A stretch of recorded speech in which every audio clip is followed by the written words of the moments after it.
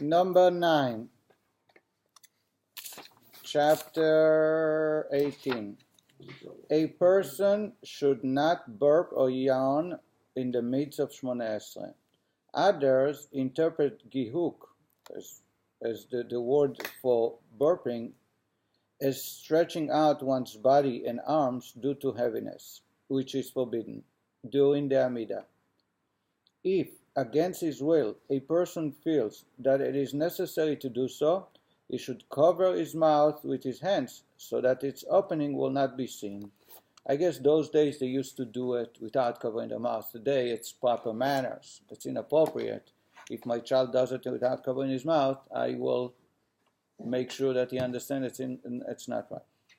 Similarly, it is forbidden to spit. If spittle comes to a person's mouth and it upsets him to the extent that his concentration on his prayers is disturbed, he may release it into a handkerchief or a garment, but not spitting on the ground.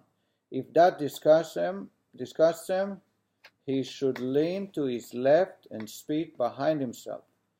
If he cannot spit behind himself, he should spit towards his left side. If that is impossible, he should spit towards his right. And the reason is you don't want to spit directly in front of you, because God, when you pray, you're facing God, and it is this great disrespect. If a louse bites him, he should try to remove it while his hands are covered by his cloth. If he has a fly or a lice, those days it was very common. Don't use bare hands, because by touching, so that his attention will not be disturbed. However, he should not remove it with his hands, because after touching a louse, a person is required to wash one's hands. If you touch an animal during prayer, you have to stop and wash hands. And therefore, don't kill it or don't remove it with your hands, but cover with, use a garment, use a tissue, use something, so you don't directly touch the animal. Not even shake? Huh? Not even shake it? Should a person's talis slip off him during the prayer, the Amidah, and it happens, he may adjust it even though the majority of the talis has fallen. If the talis is fallen and only a little, the fringe is still hanging, hold it and put it back. However, if it has fallen off entirely, if the whole talis fell to the ground or to a chair, it is forbidden to wrap oneself in it again, since that is considered as an interruption. It is forbidden to put it back. You have to continue Shmona Esrei. Only when you're done with the Amidah, you can put back the talis. So if it hits the floor, leave it until you're done with Shemona Esrei. Correct. Because when you daven Shmona Esrei, you're standing before God. If a holy text fell to the ground before him, and this disturbs him, his concentration, a siddur fell to the ground, and he's in the middle of the davening, and he can't concentrate because it bothers him that it's disgrace. He may pick it up between one blessing and another. Just wait to the conclusion of one blessing, and then you pick it up. Can he walk to do that? No, I don't think so. So in other words, if it falls there, just right by just him. as nearby, without moving. All the acts forbidden during the Shmona Esrei remain forbidden until one takes 3 steps backwards at the conclusion of the prayers of supplication added after the Shmona Esrei, after Elokai Netzor. However, there is a difference regarding making an interruption to respond to other prayers, like Dusha, etc., as explained in laws 14 and 15. We talked about it last when we were dealing with it. Number 10.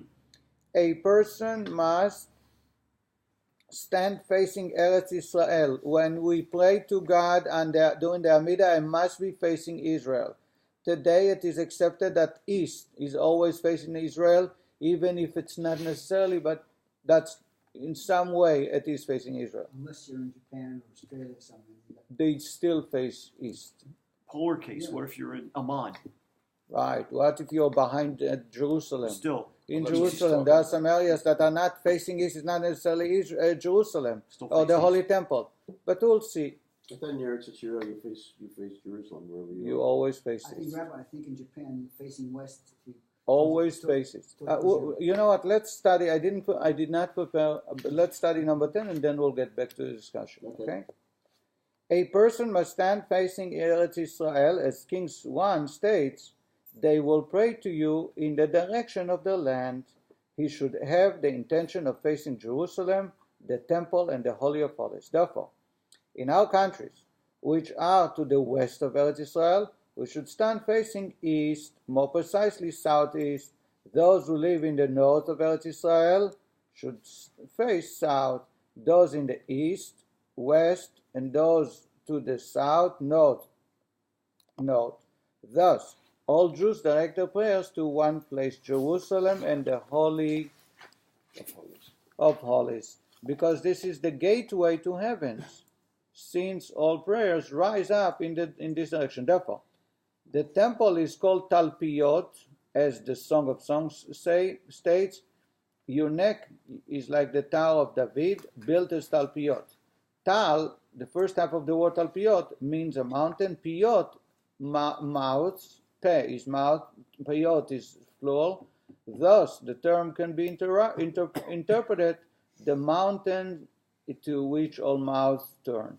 A person who prays in a place where he cannot face Eretz Israel should direct his heart to his fathers in heaven. As King states, pray to God. For example, someone sitting on a plane, or someone on a boat, or someone in an island, and he doesn't have the exact direction, he should just concentrate to God.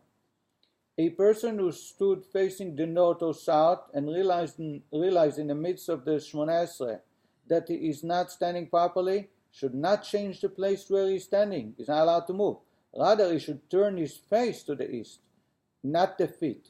If he is facing west, and thus turning his face to the east is impossible, he should conclude his prayer while standing in this manner without moving his feet, and direct his heart towards the Holy of Holies. Similarly, if a person is praying in a place where there are images of false gods to the east, he should face another direction. Okay, so that's what he says here. I can't argue with Kitzur Shluchan Aruch, that we always face Jerusalem, and in Jerusalem itself we face Beit HaMikdash, and in the Holy Temple we face the Holy of Holies. I should tell you from my experience, and I've looked into it for many occasions, if you go to a synagogue today, you won't find a synagogue follows Jewish tradition, not, any Jewish synagogue in the world faces east. That's as far as I know. So, but here he's saying that you always face the Holy Land, which is not necessarily east.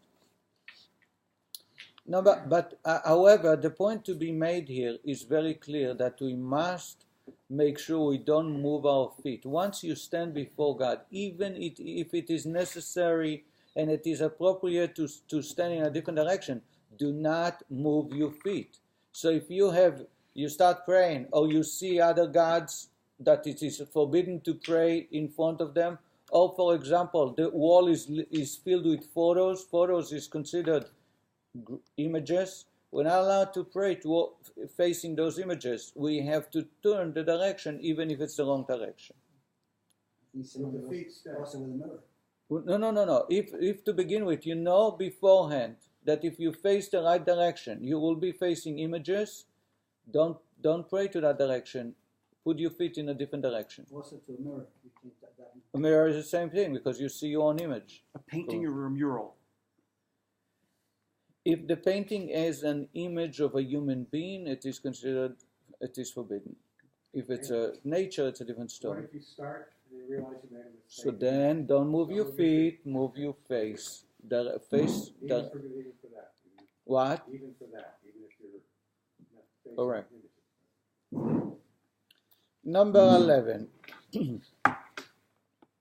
One must bend the knee and bow 4 times in the Shmona Esrei. At the beginning, Baruch Ata Hashem Elokeinu Velokei Avotenu, and the end of the first blessing before Ata Kadosh, and at the beginning and the end of the blessing Modim Anachnu Lach. Modim we bend, and before Sim Shalom we say again we bent, and when we say Baruch Ata Hashem. That one I don't know. What? That's new to me. Baruch Ata Hashem Elokeinu Velokei Avotenu. At the beginning of Shmona Esrei, At the end. you have to bend over. After Modim. Then before